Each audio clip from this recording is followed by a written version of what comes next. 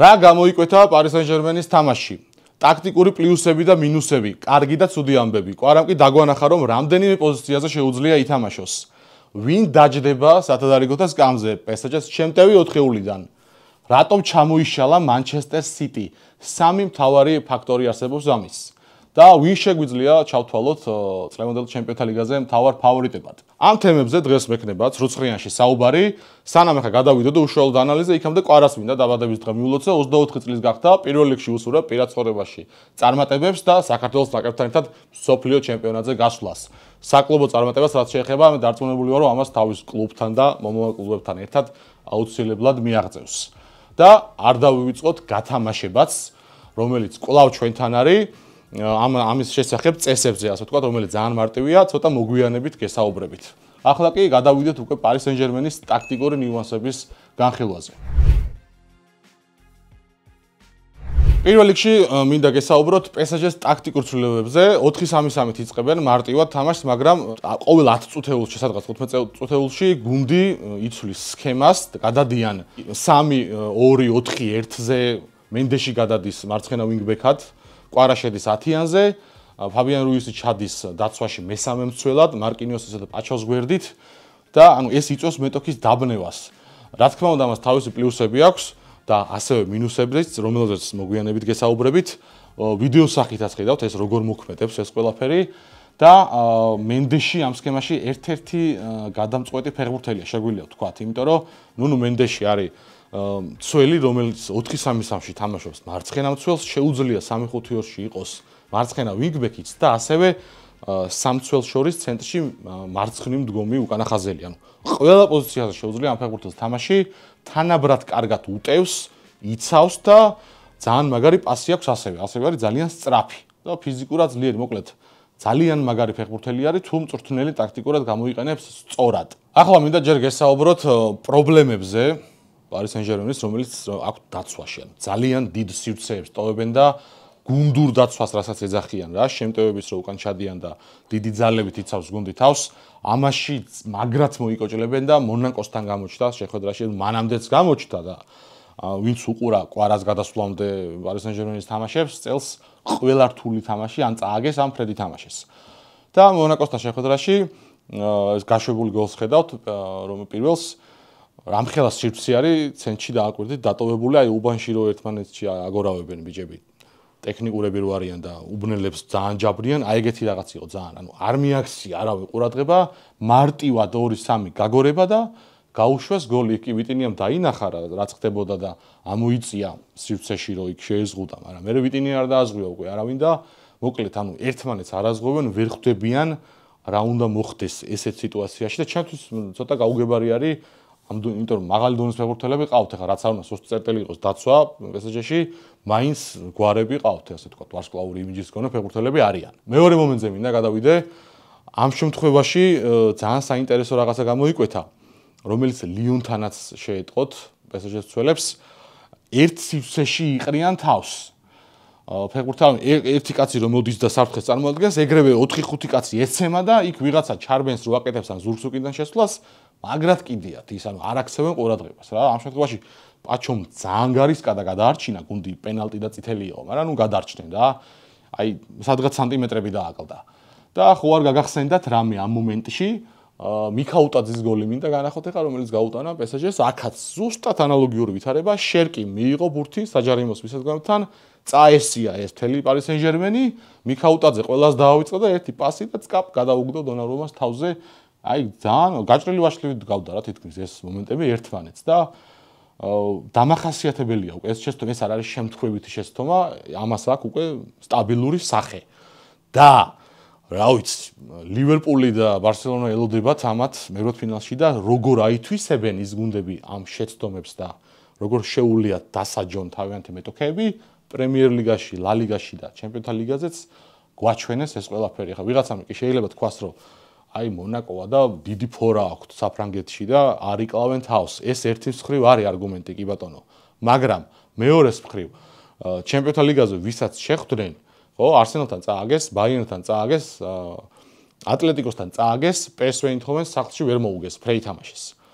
და მოუგეს მხოლოდ Manchester City-ს, რომელიც წელს ბოდიში Guardiola-სთან ძალიან მიყვარს, მაგრამ საზომად ვერ გამოდგება, იმიტომ რომ ძალიან ცუდი გუნდი არის, არ ვიცი, ვისაც გაუხარდა წელს ყველა მოუგო და ყველა მინიმუმ 2 გოლი გაუტანა City-ს და City-ს მოუგეო და რაღაცა ქულები ჩაიწერო, ვერ არის. წელს არგუმენტი მთლად და ეს ფაქტი, რომ დალაგებული გუნდისთვის ჯერჯერობით არ მოუგიათ და ცოტა მოძლიერებულ მეტოქეებთან ისეთი როგორც მაგათ მონაკო არის, ესეთ კატასტროფულ შეცდომებს უშვებენ დაცვაში, საგანგაშოა.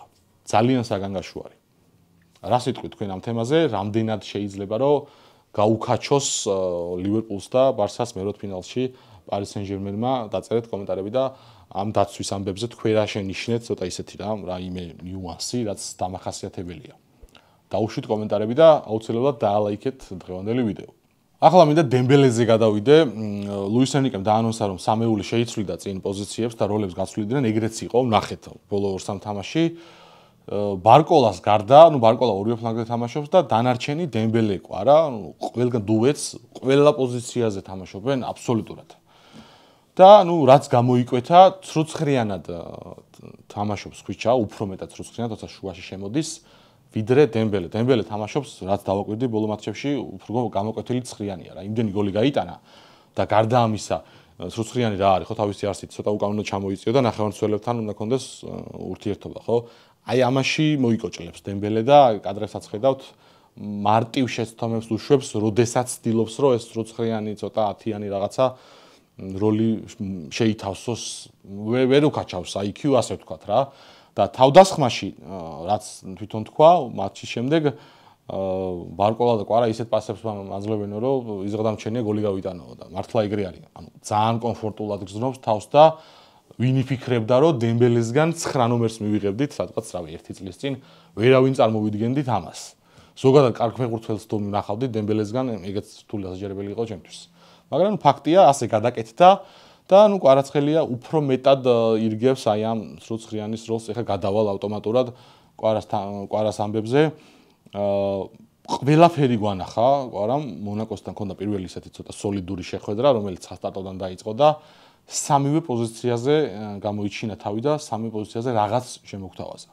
მივედით ეხლა ხვიჩამდე და მონაკოსთან მატჩის კადრები მეორე ტაიმში განსაკუთრებით ლუის ენრიკემ ცოტათი გადააწყო, თავიდან მარცხენა გარემარბად დაიწყო, მერე გაცვალეს მან და ბარკოლამ ტაიმის მიწურულს პოზიციები, მარჯვენა ფლანგზე იყო ხვიჩა, მარცხნივ ბარკოლა, ცხრიანად დემბელე და აქაც დუეს ზუსტად ბოლო წუთზე პირველი ტაიმის, ფაქტობრივად საგოლე პასი იყო ეხლა ეს, ვერ გაიტანა იმან, თორე აქაც გამოჩნდა რომ მარჯვენა შემოტეხა, დაინახა ძალიან მაგრა და აი წამი-წამში იდეალური გადაცემა გაუკეთა რა, მარჯვნიდანაც რაღაც შექმნა და უკვე მეორე ტაიმში ცრუცხრიანად რომ მოგვევლინა ხვიჩა, აქ ცრუცხრიანის ფუნქციებით შეითავსა და 9 ნომრისაც ეხლა ყველაფერს ნახავთ ვიდეოებში, ნახეთ როგორ აი როცა ბუთი აქვს გუნდს, ჯერ ხო თავის პოზიციაზე არის, თანაც მე ჩამოდის უკან ცრუცხრიანზე, აქ ითხოვს ბურთს, ანაწილებს გუნდელებთან, ნახევარმცველებთან, გარემარბებთან ურთიერთობაში არის, პასებს არიგებს, აქ ცენტრში მოიპარა ძალიან კარგად, მოინადირა, ზუსტად ნახევარმცველის პოზიციაზე იყო ჩასული, წამოიღო დემბელეს მისცა, შემდეგ გაეხსნა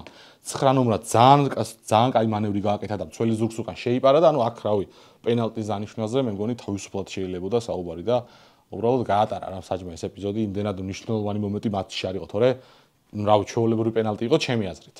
და გოლის დროსაც ყველაფერი იდეალურად მოხდა, აქაც ბარკოლას იგრევე გაიხსნა, ისე უკან იყო ამოწეული და როგორც კი მიხვდა რა ხდებოდა, ძალიან მაგრად გაიხსნა და ფენომენალურად შეასრულა ეს ყველაფერი, ეს კადრები გვანახებს იმას, რომ ხვიჩას შეუძლია ითამაშოს ნახევარმცველიც, გარემარბით, ცრუცხრიანიც და 9 ნომერიც. ანუ არსენალში აქვს ეს ფუნქციები და წეგარო მაგიტო ვისაუბრე და ქრონოლოგიურად მაგიტო გავამახვილე თქვენი ყურადღება, ანუ რა შეუძლია მაგალითად ბარკოლას, ხო, ორივე ფლანგზე თამაში, მარცხნივ უკეთ, მარჯვნივ ცოტა ნაკლებად, დემბელეს შეუძლია იყოს ორივე გარემარბი და 9 ნომრობაც, ასე ვთქვათ, გაკაჩა, მაგრამ ეს ცრუცხრიანობას და სიღრმეში ბურთის მიღებას და რაღაცა იგეთ აი ძალიან კრეატივი და მოედნის ხედვა როცა არის საჭირო რა ცენტრიდან მაგას ვერ გაჩავს რა და ხვიჩამ დაგვანახა რომ ანუ არ არსებობს მისთვის ლიმიტი რაღაცა წითელი ხაზი უბრალოდ არ აქვს და აი კონტენტ და პალეტი მისეთები ასწავლა რომ მე მგონი მარცხენა მცველადაც რო დაჭირდეს გუნდს მანდაც ითამაშებს ეხლა შეგახსენებთ, რომ ერთი წამის საქმე არის, დაალაიქეთ აუცილებლად დღევანდელი ვიდეო, გამოიწერეთ Crystal Sport-ის YouTube არხი და მარტივად 2 წამში დაეხმარეთ ჩვენს არხს, რომ განვითარდეს. Likes plus კომენტარები, ნუ ყველაფერი როგორც მუშაობს, ვიცით, ძალიან ბევრჯერ მისაუბრე ამაზე. გადავიდეთ ეხლა ძალიან საინტერესო ნაწილზე, ყველას გაინტერესებთ, ვიცი ეს ამბავი, ვინ დაჯდება სკამზე უახლოეს პერიოდში მყარად. შემტევი 4-ეულიდან და ჩემი პასუხი არის, რავი, შეიძლება არ მეთანხმება ვიღაც, რომ დეზირე დუეს მოუწევს ყველა ვარიანტში იყოს კალათბურთში რო ტერმინი, აი მე-6 კაცი რა. თავარი ტიპი, რომელიც პირველი იქნება ცვლილებაზე, რამიც შემოვა. და რატომ? ნუ ფასიდან გამომდინარე და ხვიჩაში ბევრი რო გადაიხადეს და ვარსკვლავური იმიჯი, ამას სამთენს არ შევეხები, ეს ყველა მიცის ისედაც და 19 წლის დუე, იმიტომ დაჯდება სკამზე, რომ ამ ფეხბურთელს რაც ახასიათებს, ხო ძალიან მაგარი ტექნიკურია და ამწოვებს და კაი სტატისტიკა და ასე, მაგრამ ბურთის თრევა ევასება მაგრად და რაღაცა მარტივ სიტუაციებში, ხედავთ ვიდეოსაც, აი რო არის, აი უეჭველი პასი მისაცემი, ხო? იქ ცარიელი სივრცეა, აი გინდა თუ არა თავის თავზე იღებს და 4 კაცზე მიდის რა, აი ნეიმარის ცოტა ვაიბები მოაქვს რა, თქვენს კიდევაც ფანებად შეადარეს, რომ აი ტექნიკაშიც გავსო ნეიმარსო და რაღაცებში ბაძავსო, იქ ქუსლით ბურთის ჩამოღებები და რაღაცები და ახასიათებს აი უეჭველი მისაცემზე, რომ გინდა თუ არა უნდა შეიგდოს და თავით შევარდეს რაღაცა იმ კედელი გაანგრიოს რა. და ცოტა მაინც უფრო ახალგაზრდული სისხლი უყივის და ახასიათა დაღვინება აკლია, ასე ვთქვათ რა. თუმცა ძალიან სწრაფი არის და ისეთ სიტუაციებში შეუძლია რომ გაძრეს. აი თავის პროფილიდან გამომდინარე იდეალური კადრია, რომ აი თადარიგში ყავდეს ეგეთი ფეხბურთელი, რომელიც შემოვა და რაღაც 9 საათი რომ მიიღოს, უეჭველი გაგიმწვავებს თამაშს რა. თუ შემტევი ტრიოდან ვინმეს არ წაუვიდა თამაში. არ ვიცი ახლა ბრესტთან ავტომატურად მინდა გადავიდე ამაზე, რატომ იყო ცუდი რომ კვარაცხელია ვნახეთ სკამზე პირველ ტაიმში ბრესტთან, ჩემპიონთა ლიგაზე რომ. ლუის ენიკემ რა განცხადებას გააკეთა მატჩამდე, რომ კვარა არის ხანგრძლივი პროექტი, ჩვენ ხანგრძლივი პროექტი გვაქვს და ანუ არსად არ გვეჩქარება, ხვიჩა ვიყიდეთ ამისთვისო. მოიცადეთ, ყველაფერი კარგად იქნებაო და ეს ძალიან კაია და დამამშვიდებელია და უკვე ჩანს, რატომ არის შეძენილი კვარაცხელია, ახალგაზრდა გუნდი, ახალი პროექტია და საომავლოდ არის ერთ-ერთი თავარი ლიდერი. მაგრამ ამ სეზონში თუ უნდა Paris Saint-Germain-ს რო აი მონსტრებს და ვიღაცებს კონკურენცია გაუწიოს ლიგაზე, მაქსიმალურად დროულად უნდა შეთამაშდეს ეს ტრიო რა, ბარკოლა, დემბელე, კვარაცხელიასი და ასეთ თამაშებში, ნუ ბრესტთან თამაში ჩემპიონთა ლიგაზე კი ხა მაგათაც ადვილია, მაგრამ სხვა თამაშებს რო გადახედა, უფრო ადვილი თამაშები აქვთ. არა აქვთ ეხა რა, ჩემპიონატიდან გამომდინარე, ლიგაზეც ისეთი მეტოქე შეხვდა, რომ ფიზიკურად არ არსებობს. რთული მეტოქე და ძალით ვერ გაიჭირვებენ ეხა რა. და მე უცებ ესე ბრახტა მოდის ლივერპულიან ბარსელონა. აი ესე, აი ამ რაღაცა უბნის გუნდებთან რა. და იმის დრო არ არის, რომ აი დუე და ვიღაცებმა კიდე ითამაშონ, რომლებიც ისედაც 6 თვეა უკვე თამაშობენ. და ჩანს, ხო, რასაც წარმოადგენენ და შეთამაშდნენ და ეს არ მომეწონა რა, რბილად რო ვთქვათ.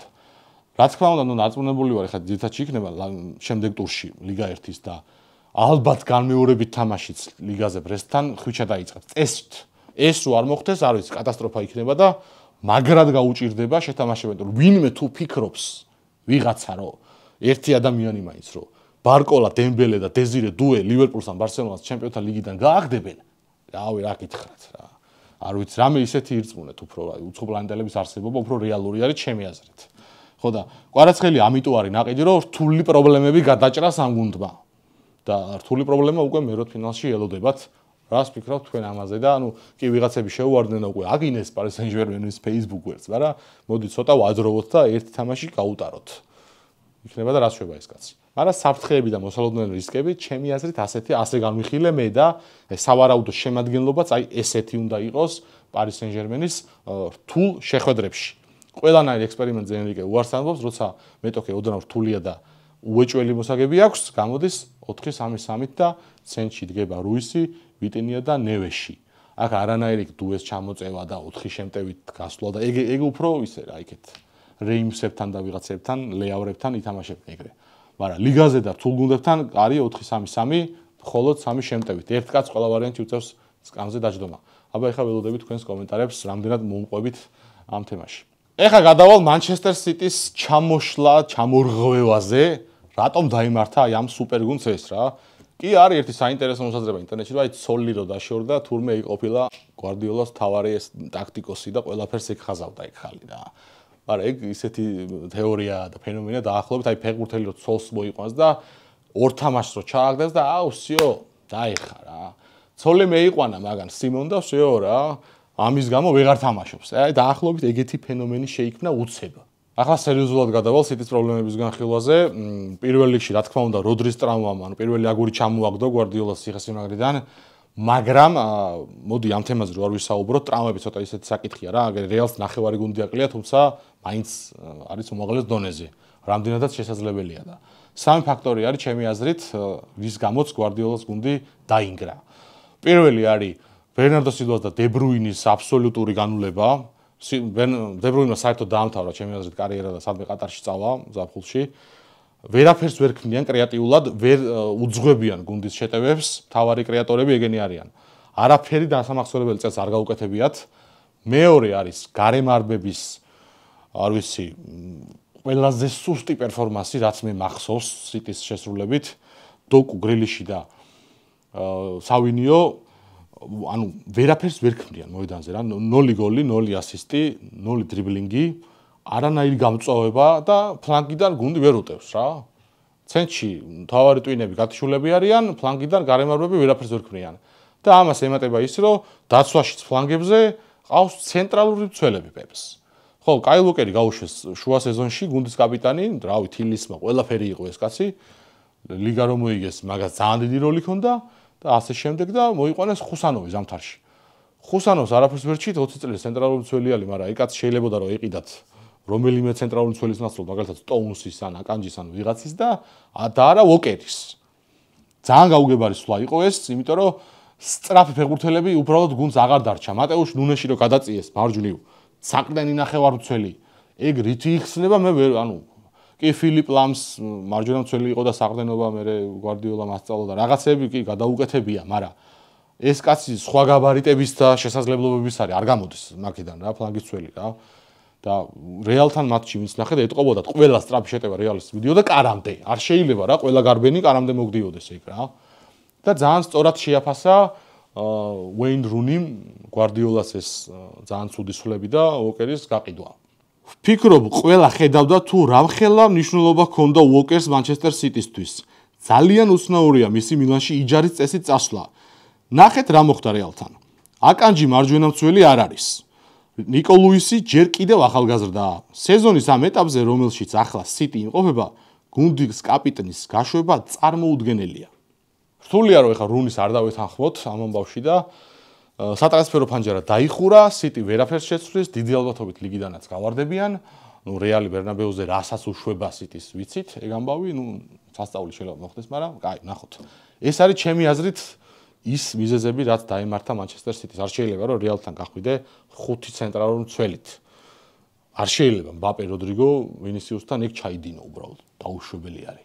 ეხლა რაც შეეხება ჩემპიონთა ლიგას და ფავორიტებს ამ სეზონში, ბევრი მეკითხებოდა ვისწვლიო ფავორიტად და რეალი გავიგეთ რომ თავის ტურნირზე თამაშობს და ასე შემდეგ, მაგრამ იმდენად დიდი პრობლემები აქვს რეალს ტრავმებთან მიმართებით, რომ სანამ ეს ფეხბურთელები არ დაბრუნდებიან და არ ვნახავთ აი შემოატრიალა თუ არა ანჩელოტიმ სიტუაცია, იქამდე ვერ შევიყვანთ ფავორიტებში. პირადად ჩემი აზრით, იმიტომ რომ ამ მანჩესტერ სიტისთან გითხარით, რომ მაგათთან მოგება იფსვიჩთანაც აგებენ იგენი და ბევრს არაფერს არ ნიშნავს.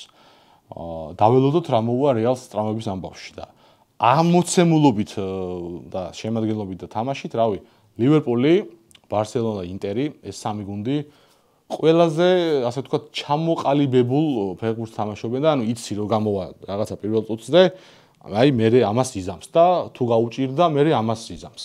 ეს ცვლილება მოხდება და ელოდები რაღაცას ამათგან რა. და სხვა მხრივ არ ვიცი, ძალიან რთული არის, არსენალი და სხვა გუნდებიც არიან იქ, მაგრამ ვერაჩვენებენ ჩემპიონთა ლიგას რო ჭირდება ისეთ აგრესიულ დამაჯერებელ თამაშს. ძალიან საინტერესო არის, რა თქმა უნდა, თქვენი მოსაზრება, როგორ ხედავთ ამ ამბავს, მეროთფინალები უკვე ძალიან ახლოს არის და აქედან დაიწყება ყველაფერი გაცხილვა და გუნდების გაყრა. და ძალიან ბევრი გრანდი შეიძლება დაეჯახოს ერთმანეთს ასევე მეროთფინალში. დაწერეთ კომენტარები, ასევე პარი სენ-ჟერმენზეც ველი თქვენს გამოხმოვარებელს, ჩემპიონთა ლიგაზეც, მოკლედ ყველაფერზე რაზეც დღეს ვისაუბრე, რა ნაწილზე დამეთანხმეთ, რაზე არა და რამე თუ დაგაკლდათ, ეგეც მიმითითეთ, ასე ვთქვათ, შენიშვნის სახით. და უეჭველად უნდა დაალაიქოთ, დღევანდელი ვიდეო ისე არ გამოვა, კრისტალ სპორტის YouTube არხი უნდა გამოიწეროთ, დაგვეხმაროთ განვითარებისთვის, მინიმალური 2 წამიანი საქმე მხოლოდ ეგ გაქვთ რა. და კომენტარები რო უნდა დაწეროთ, ამას ახლა კიდევ უფრო განვავრცობ გათამაშების ამბავში. თუ გინდათ რომ მოიგოთ რეტრო სახლის ჩვენი პარტნიორის ძალიან მაგარი მაისურები. რავი, კლუბი, ნაკრები, რეტრო სულ ერთია, რომელსაც თქვენ დაასახელებთ, 20 თქვენკანი მიიღებს მაისურს. როგორ მიიღებს მაისურს? უნდა დაწეროთ კომენტარები დღევანდელ თემებთან დაკავშირებით. რავი, იმს ჯელეთ თქვენი მოსაზრება დაწერეთ და მე დავჯდები და საინტერესო ვისაც რამე ნაფიქრი და რაღაცა კრეატიულად ექნება, განხილული რამე ისიც შემომთავაზებს. ავდგები და 20 მათგანს გამოვარჩევ და მე როდესაც ვიდეო 2000 ლაიქსი ავა, ეგრევე ჩაირთვება გათამაშება და 20 თქვენგანი გამოვლინდება. დაელოდეთ ასე რომ ვიდეო ხშირად გადაამოწმეთ, 2000 ლაიქს რო გადაცდება, მოინახულეთ ხოლმე დღევანდელი ვიდეო ცრუცხრიანის და თქვენს რეპლეიში ქვემოთ კომენტარში დაელოდეთ კრისტალ სპორტისგან პასუხს, რომ თქვენ გახდით გამარჯვებული. მოკლედ დღეისათვის სულ ეს იყო, ძალიან დიდი მადლობა ყურადღების დათმობისთვის და ცრუცხრიანი მალე მორიგის საინტერესო თემით დაგიბრუნდებათ. აბა მაგრად.